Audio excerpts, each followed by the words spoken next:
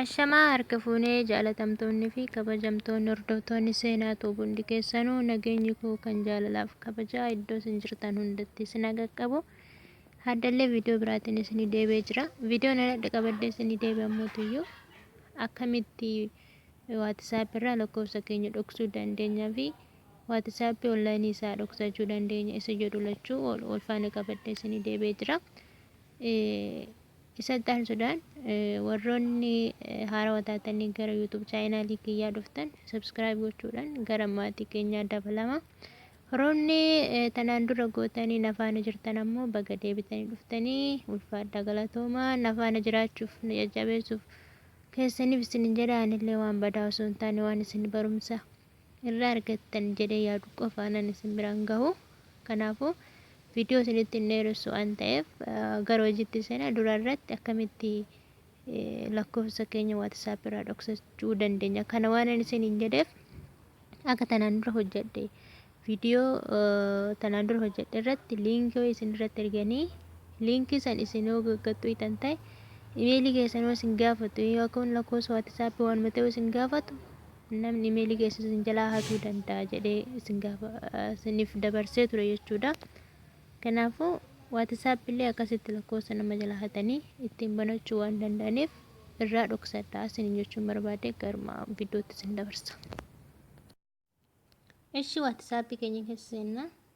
WhatsApp keenya erga kanatti keessa seenna setting ishee jettu kana to'ina. San booda primary security change number maal jedhee as keessatti isin fida. Erga kanatti isin fide ishee tana gattu yeroo tokkicha two step verification isa jettu tan gattu jechuudha. Lakkoofsa keessan irraa dhoksachuuf kan amma isinitti mul'isaa jiru. San booda enable ishee jettu tan barreessitanii lakkoofsa bichaadhaan itti barreessitanii qubee itti barreessitan hin ta'u jechuudha.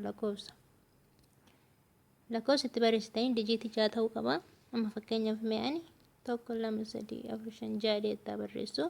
Ammallee suma konformi godhaa jedha 1 2 3 4 5 6 jedhee barreessu.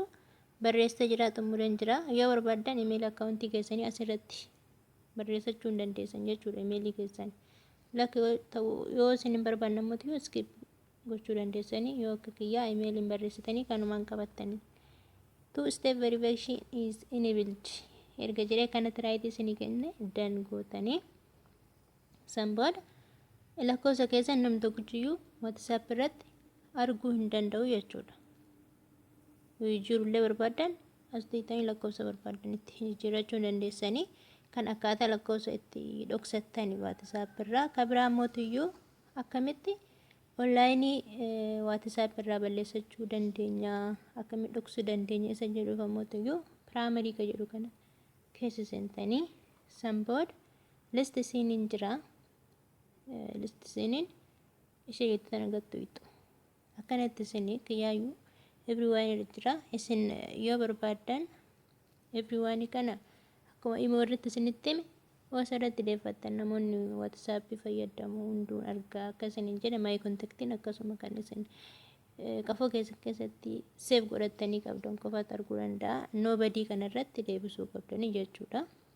Akkasiniif ifa ta'u primary ishee tan yoo gattuutan list isinii tokko irratti argitanii ishee gattuutanii nobody ishee jettan irratti deebistanii jechuudha. San booda xumurtanii kanuma viidiyoo illee baay'ee isinitti hin dheeressine waan ta'eef kanaafuu akkanatti irraa balleessuu dandeessanii kan biraa mootii lakkoofsa keessanii lakkatti irraa dhoksattan isinitti himee jira isiniin jira.